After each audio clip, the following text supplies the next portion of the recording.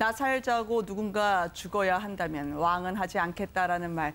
이렇게 폐부를 꼭꼭 찌르지라고 해서 이미경 부회장을 유배 보낸 건 아닐 겁니다. 사실상 유배나 다름없다는 이미경 부회장의 지금 미국 체류에 대해서 이런저런 말들이 나왔는데 결국은 협박과 다름없는 녹취록이 입수가 됐습니다. MBN 단독 보도였었는데요. VIP 말씀이다. 더 늦기 전에 빨리 거취를 결정하시라는 거였었는데요. 먼저 경제수석이라는 최고 엘리트가 했던 말이었습니다. 시중잡배도 이렇게는 말 안 하는데 한번 들어보시겠습니다.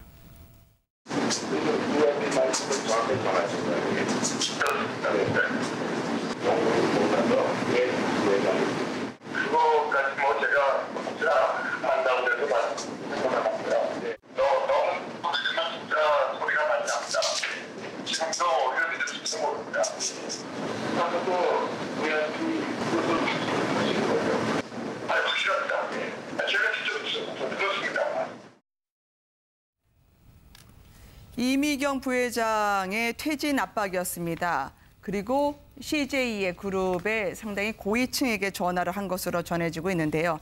문제는요.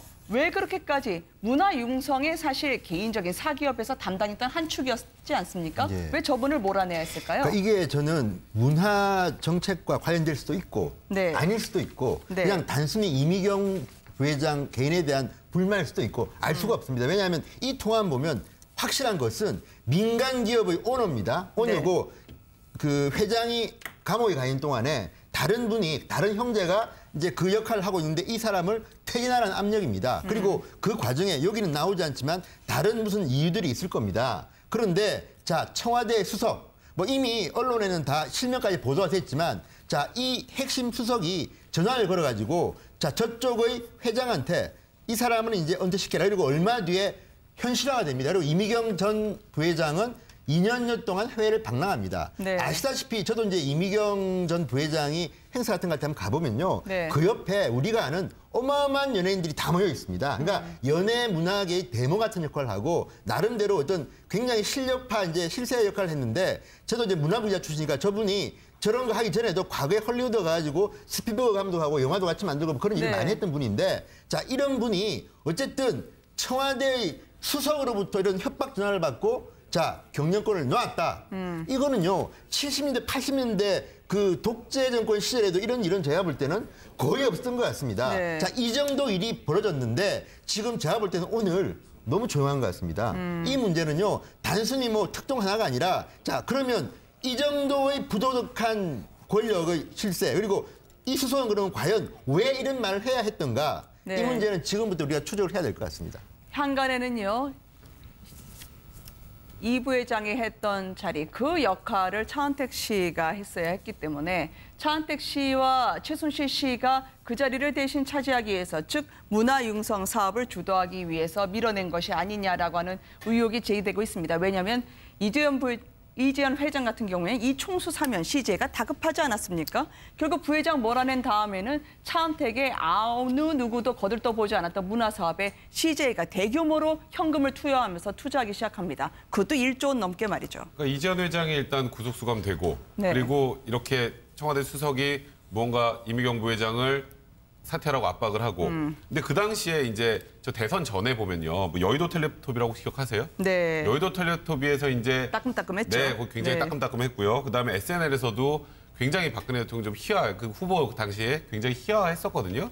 이제 그런 것들 때문에 이런 이게 뭔가 보복성 조치가 나온다라는 얘기가 문학에서 좀 흉흉하게 있긴 있었어요. 네. 그러다가 이제 어쨌건 이제 이미경 부회장이 가면서 그 이후에 나왔던 영화들 보면 명랑이나 뭐 이번에 무슨 인천 상륙작전이나 다 애국심을 강조하는 그런 영화들로 좀 영화의 스타일도 바뀌고 거기다가 네. CJ는 아까 말씀하셨던 것처럼 이재현 회장이 구속수감돼 있고 굉장히 뭐 지금 병도 심하게 앓고 있어서 상황이다 보니 몸이 불편하시더라고요. 네, 그러다 보니까 아까 말씀하셨던 것처럼 네. 또 이 창조 문화융성에 또 돈을 그렇게 많이 투여하게 되고 이런 과정들이 결국 1년에 이렇게 뭐 정권의 압박으로부터 이렇게 꾸준하게 이어온 게 아닌가. 이게 아까 네. 말씀하셨던 것처럼 이거는 사실 그 국정농단 사건에 버금갈 정도로 굉장히 큰 사건이 아닌가라는 생각이 좀 듭니다. 네. 제가 과거 권위주의 정권 시절에 보면 그 대통령들이 그 대기업 총수들하고 만나서 일도 이제 정치 자금을 받고 뭐 그런 부분들 그리고 그걸 말을 안 들으면 그 그룹 자체를 해산시키는 그런 사례가 있었지 않습니까? 그러나 이 그 대기업 총수의 그 지위를 박탈하는 그러한 그 행태는 제가 본 적이 없거든요. 네. 그 사실 어떻게 보면 진짜 이것이 진짜 사실이라고 한다면 정말 아마 그 지금 이제 그 청와대 수석이 그렇게 대통령의 뜻에 따라서 했다고 한다면 아마 박근혜 대통령께서 이 부분에 대해서 충분히 소명하실 필요가 있는 것 같은데 네. 지금 이제 이번에 그 당사자가 지금 이 피해 지금 압력을 받은 당사자가 이미경 부회장이지 않습니까? 이미경 부회장은 우리 방금 진성 의원 말씀하셨지만 이 스필버그가 만든 그 드림웍스라는 그 회사에 상당한 투자를 하는데 앞장섰습니다. 그래서 우리나라의 저 애니메이션 산업 그리고 나아가서는 우리나라의 한류 문화를 이 정도까지 올라오는데 상당한 기여를 한 분명한 그런 측면이 있거든요. 그렇다고 네. 한다면 박근혜 대통령이 이야기하는 문화 융성 이런 관점에서 본다고 하면 어떻게 보면 상당한 견인차 역할을 해야 될 사람인데 그런 사람을 내쳤다. 그건 아까 네. 우리 앵커께서 말씀하신 의혹을 제기하신 것처럼 이 최순실 씨나 이 차은택 씨를 뭡니까 그 사람들을 밀어주기 위한 네. 그러한 하나의 의구심을 충분히 살 수 있는 그런 대목이라서 이 부분은 진짜 검찰이 반드시 밝혀내야 될 대목이 아닌가 제가 생각합니다. 부연 설명 좀 하면요. 네. 일단 이게 이제 저도 문화부기자 출신이기 때문에 이런 의혹을 제기하는 겁니다.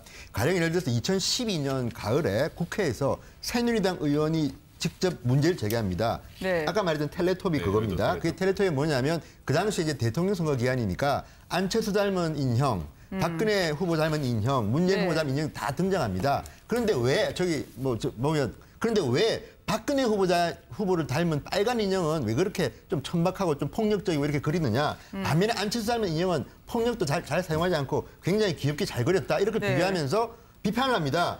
근데 텔레비전에서 하는 어떤 코미디나 정치 코미디를 이런 식으로 어프로치하면 끝이 없지 않겠습니까? 게다가 아까 우리가 광해란 영화를 잠시 봤는데 자, 이 광해란 영화는 어쨌든 문재인 당시 후보가 뭐 관람도 같이 하고 했던 그런 영화였습니다. 네. 그러니까 이게 인과관계가 확실히 우리가 이것 때문에 이미경 전 부회장을 쳤다고 보기는 힘들지만 이런 저간의 사정을 보면 CJ 그룹, CJ 엔터테인먼트 그룹이 어쨌든 박근혜 후보 측에는 조금 적대적이고 저쪽 세력에게는 좀 우호적이기 때문에 그랬다는 설이 있고 또 다른 설은 뭐냐면 이미경 전 부회장이 국제행사 같은 데를 많이 다닙니다. 그래서 박근혜 대통령과 같은 행사장도 아마 갔을 겁니다. 그리고 최순실 씨와도 아마 만났을 가능성도 있습니다. 그렇다면 네. 이런저런 과정에서 이미경 전 부회장도 재벌 집의 어쨌든 2세 아닙니까? 그러니까 굉장히 카리스마도 있고 또 나름대로 그런 그룹끼리 볼 때는 건방지다는 말 들을 가능성이 있다고 봅니다. 그래서 이런저런 세간의 말들이 나오는 것은 그런 것 때문이 또 아니겠느냐는 추측도 나오는데 이유는 알 수 없습니다. 그렇지만 네. 경제수석으로 보이는데 어쨌든 청와대 핵심 수석이 특정한 그 그룹의 회장으로 보이는 분한테 전화를 걸어서 나이도 많은 분으로 보이는데 목소리만 들으면 저렇게 협박을 하면서 이 사람 VIP 뜻이니까 빨리 내쳐라고 이렇게 강요하는 것은요. 정말 민주주의가 발전해서 2010년, 16년인데 이게 뭐 몇 년 됐겠지만 2014년쯤으로 보이는데 이 시대에 저런 말을 하는 것들이 나왔다는 거는요. 믿기 어렵고 또한 이거는 육성이 그대로 지금 드러났기 때문에 이 네. 문제는 어떤 식으로든 법적 조치를 하든지 해결해야 될 것 같습니다. 이제 네. 검찰이 바로 수사에 착수해야죠. 지금 뭐 외신에서 말이에요. 네. 이 한반도 남북한을 비교를 하면서 정말 저는 그 얘기 듣고 참 뭐 가슴이 먹먹해지던데 네. 북한은 말이에요. 사회주의의 끝판왕이고 말이에요.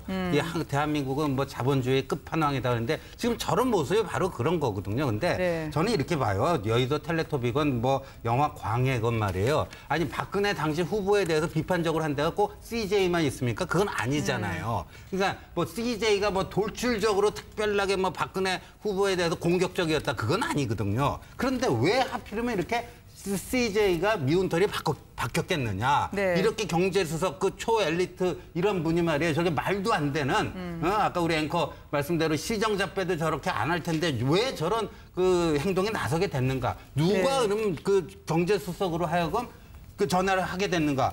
이미경 부회장이 너무 늦게 사퇴하면 그 사퇴가 늦어지면 진짜 저희가 난리가 납니다. 진짜 저희가 난리가 납니다. 무슨 난리가 날까요? 그러니까 이게 바로 그래서 그런 거는 하나의 저는 무슨 그 텔레토비 뭐 영화 뭐 이런 네. 거는요 핑계거리고요. 진짜 목적은 따로 있는 거죠. 문화계를 완전히 장악하기 위한 뭐 그걸로써 지금 그 접근한 게 아닌가.